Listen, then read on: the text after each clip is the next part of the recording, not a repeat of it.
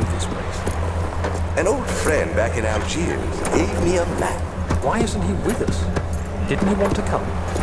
He wanted to, Daniel, but things don't always turn out the way we planned.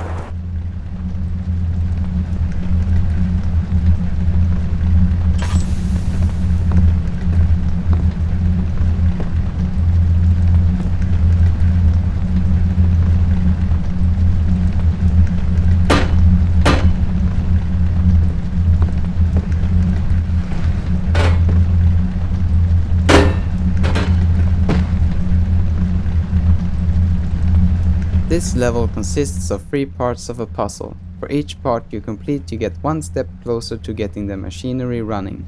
It does not matter which order you do it in, so you can complete the level as you like. When I scripted this level, I made a basic function for completing a puzzle. Then I added some specific tweaks to each puzzle to make them unique, and then finally a grand version of a complete puzzle function to make it really noticeable when you finished all 3 of them. I got surprised when several testers said that it was not clear as to when they completed the whole level. That on the first puzzle it was really nice, but that on the second and third puzzle they did not really notice that they had accomplished something successfully. As I was about to start working on this, I noticed something really strange. I had, for testing purposes, made it so that when completing the first puzzle you would get the grand puzzle completion function, which meant that the first puzzle had a big bang of events, while the other 2 would only have the minor small puzzle completion events. It had been like this since I finished the level, so no one had never experienced the actual sequence of events meant to take place. This type of bugs are pretty nice to fix, because you only fix your own stupid mistake, and then all is done.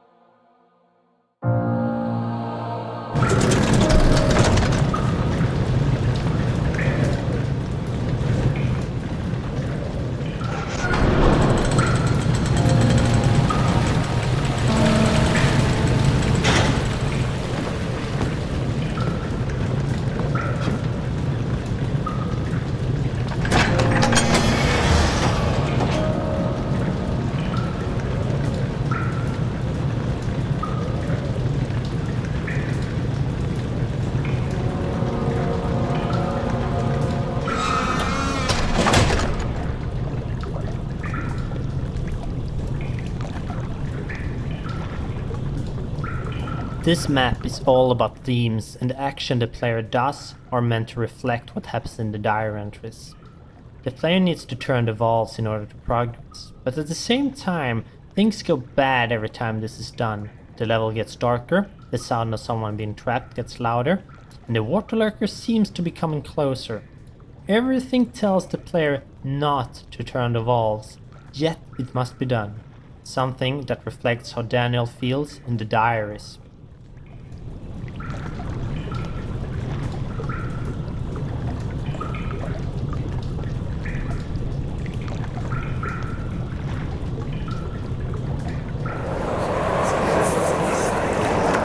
You're conserving water from the spring. Yes, it enables me to control the water in the drain sewers to some extent. Also, it can be used for all sorts of purposes. Like for drinking. Well, that too. But mostly to run different machines. Ah, like water mills. Exactly.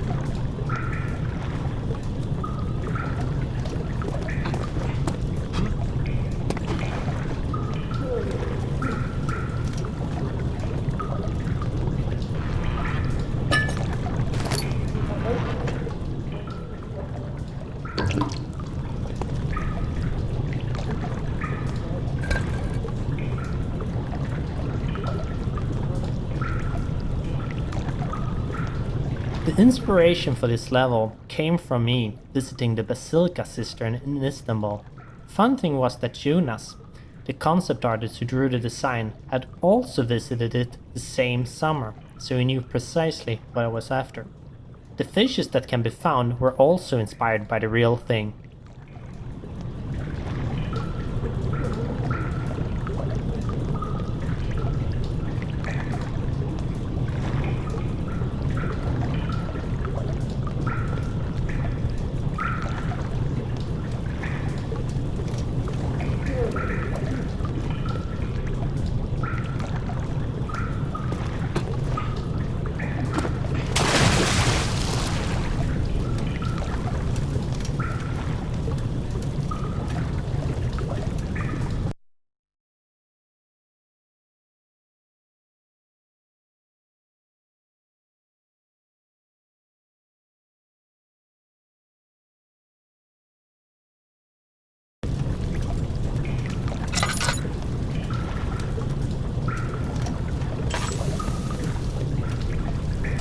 August 1839. There is no denying that Alexander puts a lot of faith into what I can only describe as magic.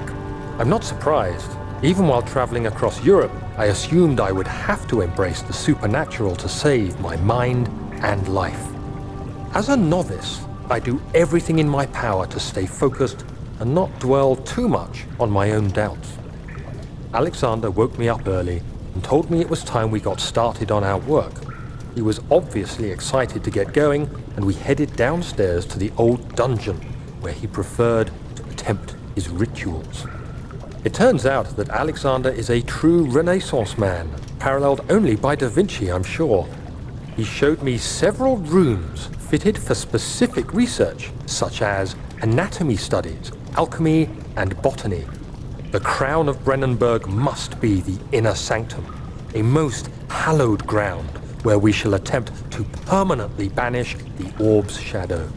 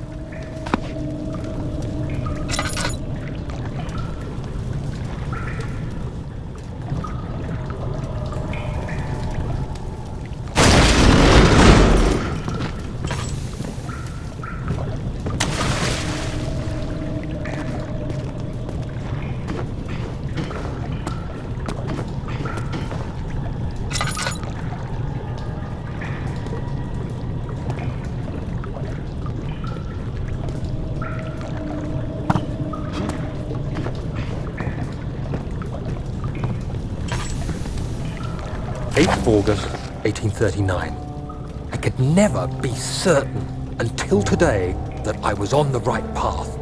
Using my orb, Alexander managed to channel its power unto us. The inner sanctum flared with blue, fiery light, and I could feel the same things I felt in the dark chamber in Algeria. It was like standing in a mad whirlpool of impressions.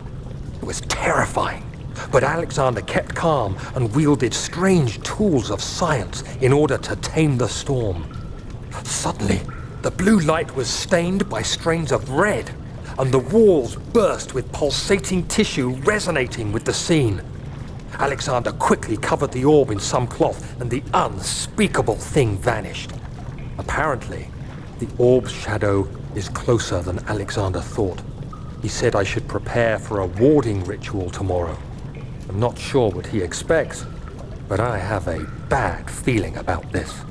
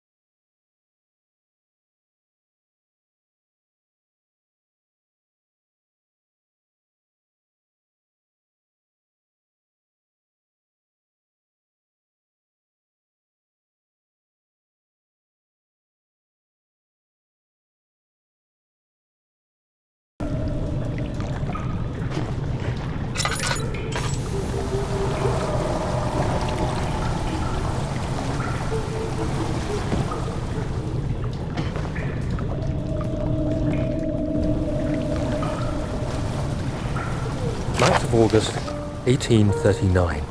It is still early, and Alexander is busy preparing for the ritual later today. Seeing him this worked up makes me question why. What does he stand to gain? I realize he is curious about it all, but surely there must be more. Is he so foolish he will attempt to tame the power of the orb? I must admit that yesterday, when Alexander flooded the inner sanctum with blue light, I realized we had but graced the orb's true potential.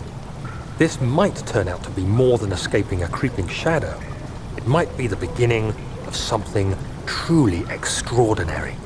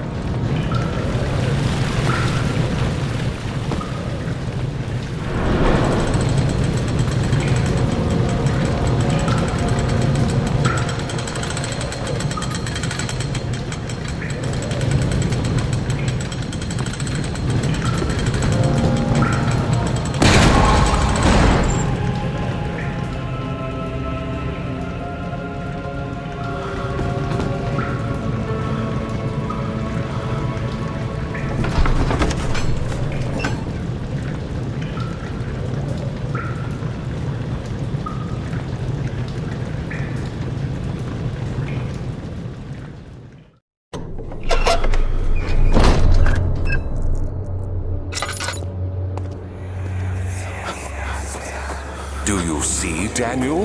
It has yielded. What? The shadow. It has? For now. Come, let's get this out of here so we can get some peace. Yes, let's. Where to? Just down the corridor, to the morgue. Are there more dead men there? You did well, Daniel. Come, let's get going.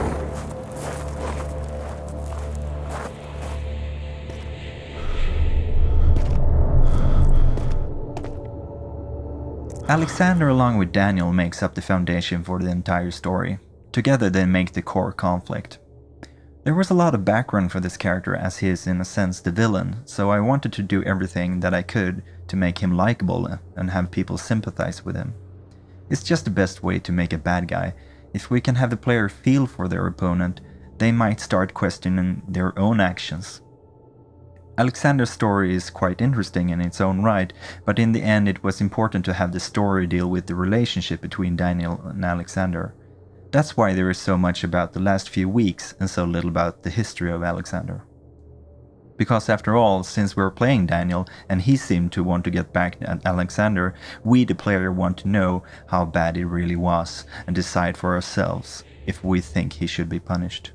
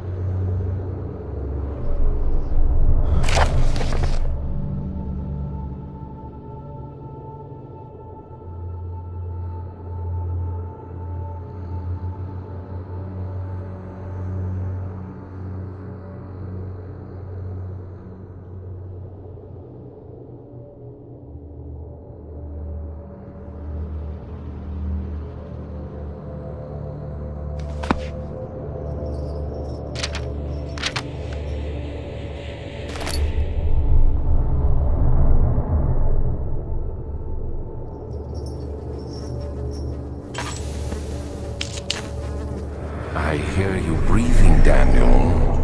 Do you hear me? Have you changed your mind?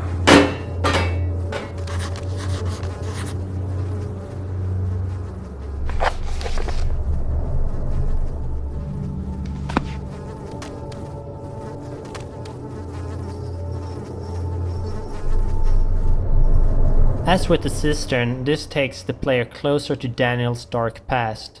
It was important here that the corpses did not have the normal gory shock value, but was more true to reality and disturbing. We really wanted to approach this stuff with respect and not just show it in an exploitative fashion. I hope that shows when you play the game.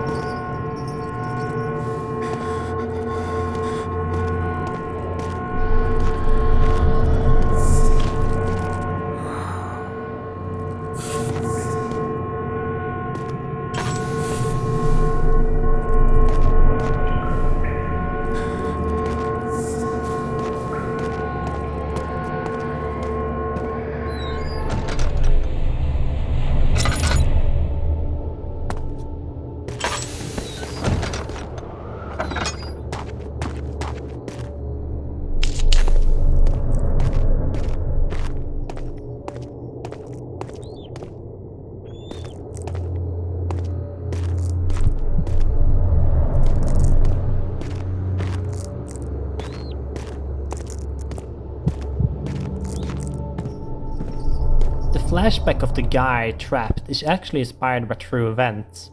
During the bubonic plague outbreaks, people were buried so quickly that it was not always checked that they were probably dead. This meant that people sometimes woke up, finding themselves locked up, entombed, surrounded by corpses. Scratches on doors and walls of such rooms have been found, confirming that it did happen.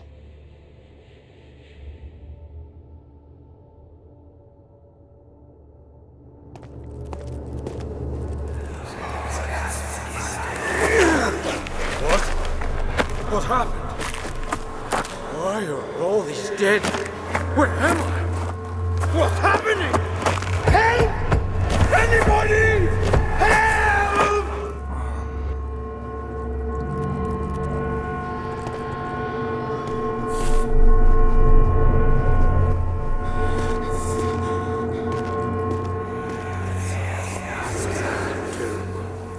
Three days now. This is ridiculous. Why doesn't someone come to this room? Hey! Anybody? Am I all alone here?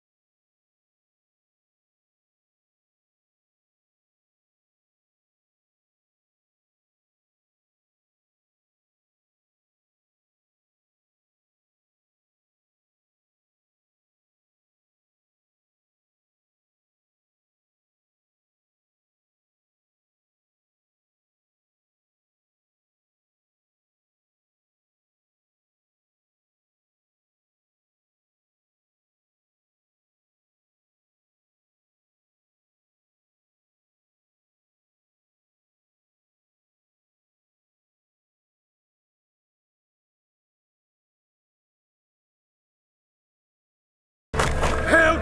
Help! I'm so tired.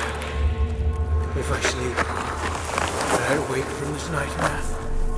If not, I pray my Heavenly Father will take me in my sleep.